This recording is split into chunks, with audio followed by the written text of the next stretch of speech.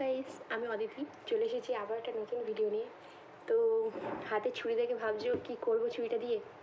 তো দাঁড়াও, একটা জিনিস দেখাই তোমাদের।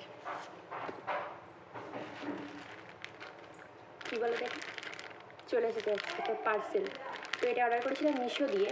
তো পার্সেল আসলে মানে কিছুতেই আর আমার ওয়েট করার মতন থাকে না, ধৈর্য থাকে না। তো দেখি খুলে কী এসছে, তারপর তোমাদের সাথে শেয়ার করছি।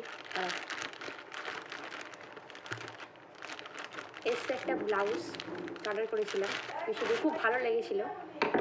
এই যে খুব সুন্দর কাজটা, এটা দশমীর দিন পরার জন্য নিয়েছিলাম। দেখো পিঠটা কি সুন্দর, আমার তো খুব ভালো লেগেছে।